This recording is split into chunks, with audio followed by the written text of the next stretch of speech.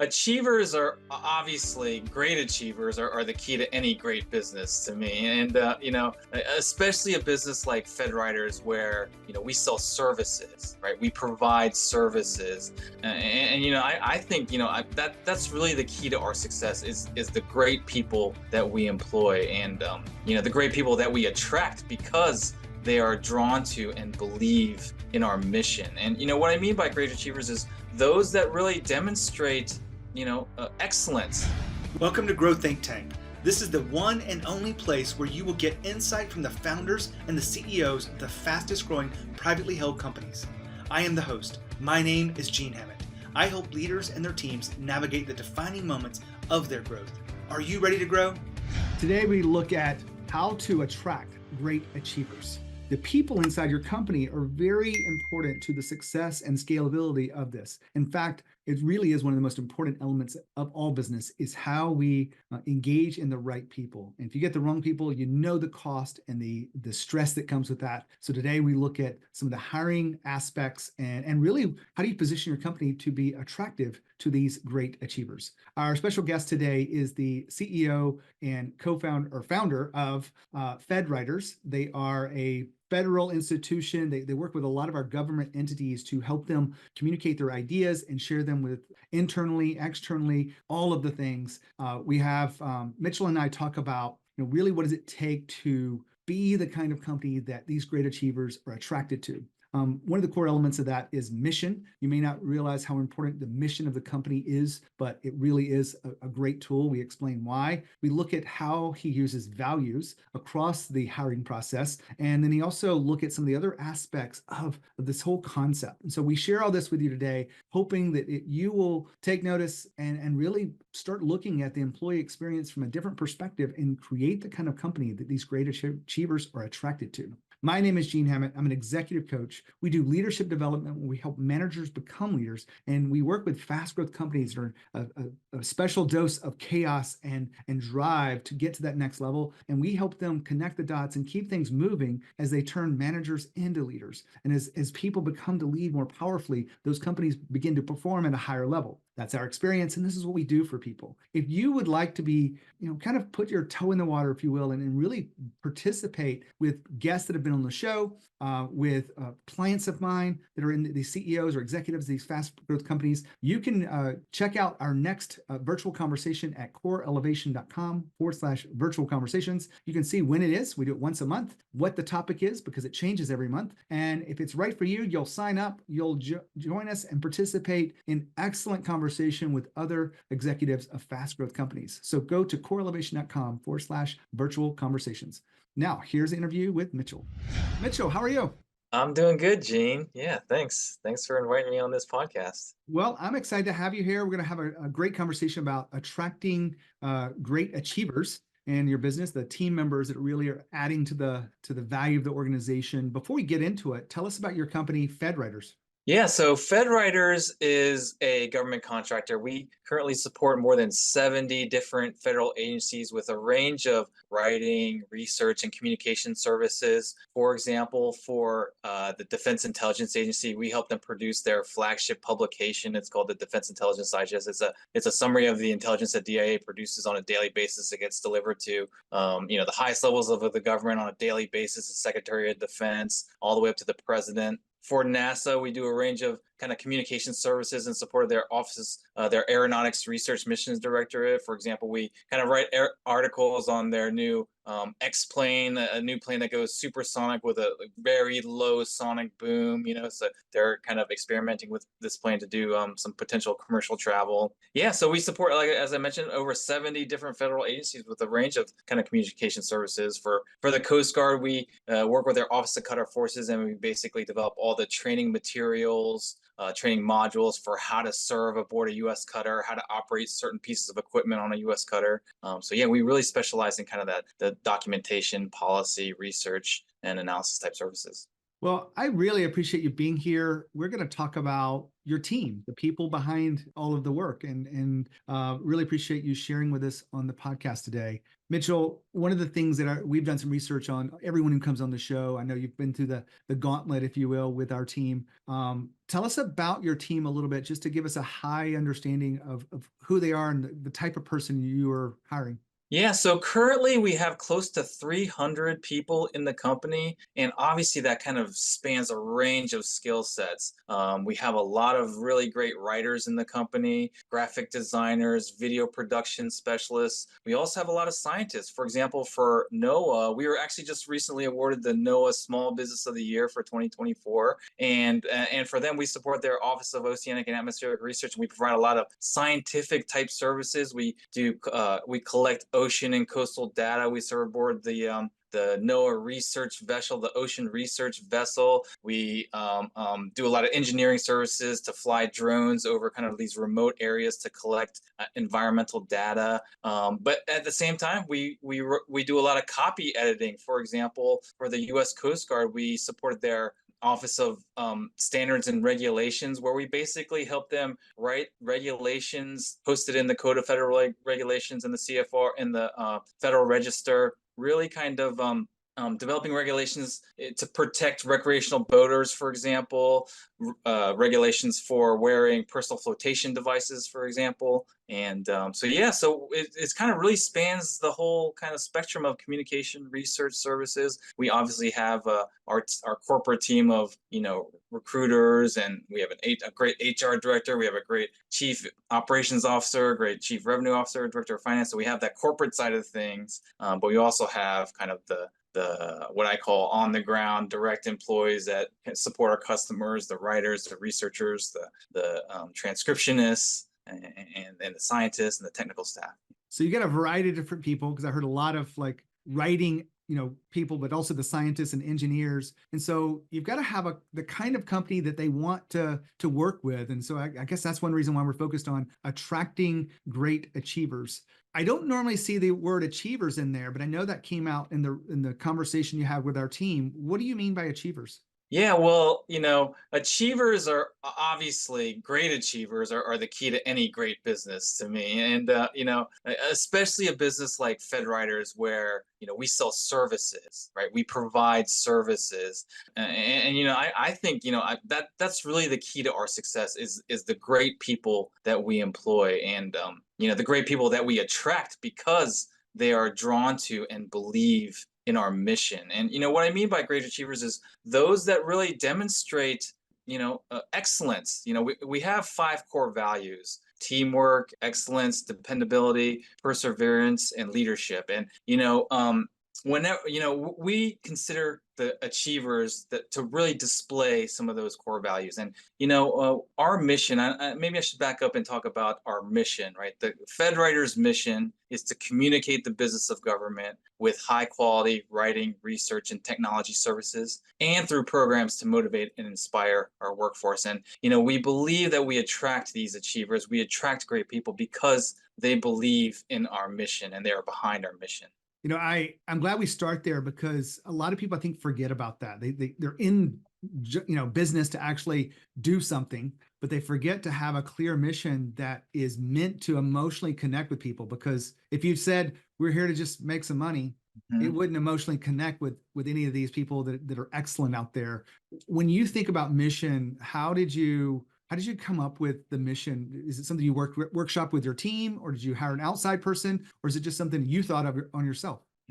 Yeah, and that's a really good question because, before, when I first started the company, I didn't even consider having a mission statement. I kind of believed that we were here to make money, period. And that's all I'm trying to do, is just to make some money and be successful, right? But as we grew, I've come to find that having a mission is so important. And maybe it's not so important when you have a team of 5 people. But once you grow into a team of 50, 60, 100 people, it becomes that much more important. And the way we came up with that mission statement is we kind of did it collectively. So we hold these town halls about once every 2 months or so, where we get the whole company together on a video call and we workshop some ideas, and we talked about a mission statement. We talked about how important a mission statement is, and we actually did a survey on the mission statement and collected votes on. We had a couple examples and collected some votes, and based off people's feedback, we kind of polished it and came to what it is. And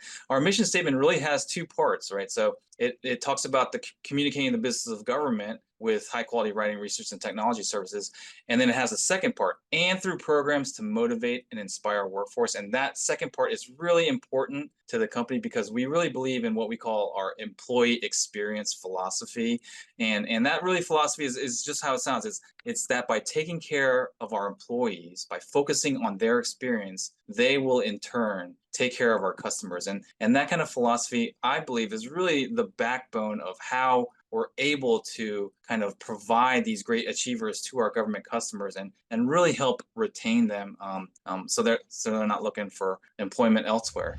Now, Mitchell said something about mission, and I want to be clear with this. It's so much more than just make money. And that may have been where it started for him, but he realized how important it was. And I do believe that you want to have your mission as early as possible, even before you hit 5 employees, because you want to make sure those 5 employees are aligned with that mission, and you don't have to start over down the road if you can avoid it. So make sure your mission is truly in place and clear and compelling to those that you want to attract. Back to Mitchell. I love all of this. I want to go further into this, but I want to go back to the values.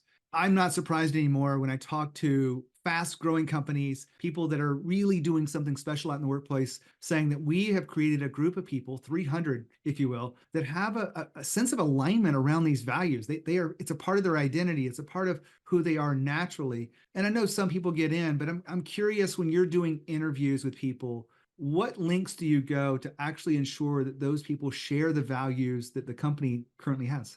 Yeah, so we put a lot of effort in recruiting people and that whole interview process because, obviously, right, we don't want to hire somebody or have a wrong hire and ending up having to terminate that employee and starting the process all over them. It costs money, costs time, costs everything else. So we put a lot of effort in trying to identify the most ideal people. And, we have these kind of pre-employment kind of worksheets where we have a team of dedicated recruiters, really great recruiters, by the way. I mean, we have such a great team, but they fill out this sheet and they ask specific questions and they try to glean from their questions and their answers how well they fit into kind of those core values, right? Did they display some leadership? Did they display perseverance? And what I mean by that is they ask for specific, examples or targeted questions on their previous work experience, on when they kind of demonstrated some perseverance, when they demonstrated some excellence. And yeah, so based on those, we kind of stack rank these candidates, and it kind of they continue to flow through our recruiting process. I appreciate the detail there because it's right in alignment with a lot of what your peers have said and even what I've said. But I also know that there's people that think differently about hiring. Sometimes they'll say, well, this person's good enough. I'm not sure if that's a part of your plan. And if it is, that's okay. But is that a part of your plan, or are you really looking for those A players in the roles that you hire? Yeah, so we, obviously nobody's perfect, right? Nobody is perfect, and we're always kind of searching for the perfect person. But there is a time limit, right? We can't just keep looking for people forever. We have customer requirements that we fill. So, and understanding that nobody's perfect, right? So some positions clearly are kind of more important than others. I don't really like the way that sounds, but some positions require more stringent recruiting process than others. For example, some positions, we are trying to fill them in a more kind of rapid type manner with an accelerated timeline. But I think the important thing for us is once we find a great candidate, we try to find a position for that candidate, whether it's open or not. So, we really believe in the philosophy of, if you find a good person or find a great person, an achiever, right, get them on the bus, and then let's just find out where the bus takes us. So that's kind of the way we try to do things. I mean, not always, it doesn't always work out like that, but generally speaking, that's what we try to do. For example, we have these contracts, right? And contracts end with the government. There's a time limit, 5 years typically, for example. So once that contract ends, another company may take over that contract, or we may take over it. But there are times where we don't have a contract opportunity for a certain employee anymore. So what we try to do, especially for the achievers, is to find another position for them quickly, and we do that early in the process. We don't not It's not like the last day. Okay, let's find out what to do with them. We plan for that, and if they're especially high achiever, we will find a position for that person. I love that approach too. It doesn't work so well for small companies who, on a limited budget, but if you have the bigger companies and you can absorb a great person and then you have a little bit of time to put them in a great place, I love that idea. And I do remind my clients to do that as well. Mitchell, we've been looking at a lot of this line of questioning about what you do as an employer, but you mentioned the employee experience and how important that was to attracting the right talent, these great achievers that we've been discussing.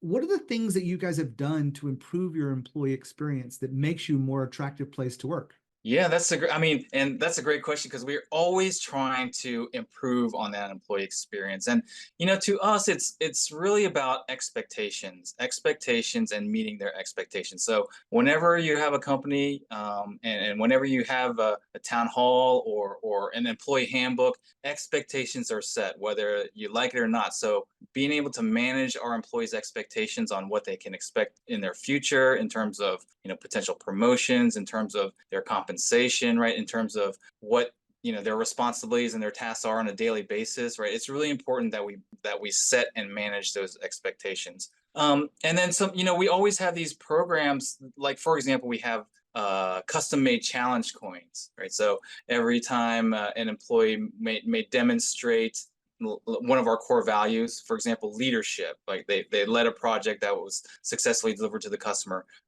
they will get a challenge coin, right? These really cool challenge coin, plus a gift certificate, I think, to Amazon. And once they get all 5 of the challenge coins based on each one of the core values, they get a $2,000 bonus in their paycheck. And it's not so much the bonus, although the bonus is nice, it's the recognition, right? So we're really big on recognition.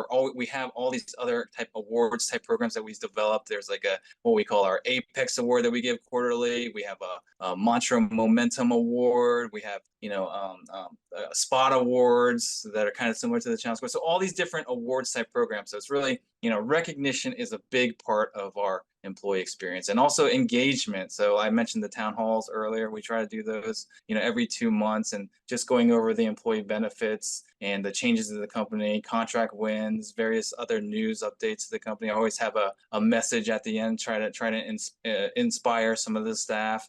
And and we're always thinking about and adding to the benefit. We send out surveys, every so often, to check in with the employees and see how we're doing on the corporate side of things. That has resulted in kind of this improved benefits plan that we implemented this year. We've changed our 401k, kind of matching options as well, based on some of the survey feedback that we've received. So we're always thinking about how to improve the employee experience, because it's really important for us that we retain our staff, right? We don't want them going out and looking for other options, because these days, it's so much easier to find a job. Back 30, 40 years ago, people stayed with one employer for their whole career. These days, people, after a year or 2 years, are finding another, employer, and with internet and everything, they can just find options. And so we're trying to do everything we can to retain them. We've been talking about, what does it take to create the right people and attract the right people. I want to give you just a little bit of research from my thousands of interviews with CEOs and these companies that are growing fast. And I ask them the impossible question. You may not have heard it before from me, but I ask these CEOs, what's more important to your success, the employees or your customers? 93% will say it's employees. So keep that in mind, that these fast growing companies believe their employees are the most important element to the success of the organization. Back to Mitchell. I've been playing around with writing a book on values for so long, and I have a collection of different ways at which people live the values. And I will be honest and say, this is something I haven't heard before, of having the challenge coins where you collect all of the 5 coins. Since you have 5 values, they get an extra bonus and you get an extra recognition because they did all of them or demonstrated all of them. I just wanted to point out how much I think that's a pretty smart way to do it. And then my question behind this is, of all the ways at which you are improving the employee experience, which one that is free is your favorite? Probably the just the engagement part, right? So we want to have this constant, like it's because as I mentioned, we have people that work on these government contracts, right? And a lot of times those people, those employees are working on a government location or kind of disconnected from the company because they're just focused on fulfilling their contract requirements and meeting the customers, work requirements, performance requirements. So we work really hard to really engage with them, check-ins, the manager check-ins, right? We have onboarding sessions when they're first onboarded where I try to join every single onboarding. So I'm welcoming the new hire personally. We have newsletters that go out every month that and those newsletters are really focused on the recognition. So it has their, the name and if they got a challenge going and what they did and that kind of thing, beyond like just the general news and updates. So really engaging with our staff and trying to do those check-ins. That's kind of really a focus of what we're trying to do. Yeah. Well, Mitchell, that's our time today. I really appreciate you being here to talk about how you're leading and building a culture of great achievers. I really appreciate all of the insights you've shared with us today. Thank you, Gene. It's my pleasure. Wow, what a great interview. I love the fact that he talks about employee experience so much. It's such a critical part of success of your business. My hope is that you took notes and you're able to execute on those. If there's any way we can help you with executive coaching or manager coaching, helping your leaders truly be the leaders that the company deserves, then let us know. Happy to help you. As always, when you think of growth and you think of leadership, think of Growth Think Tank and lead with courage. See you next time.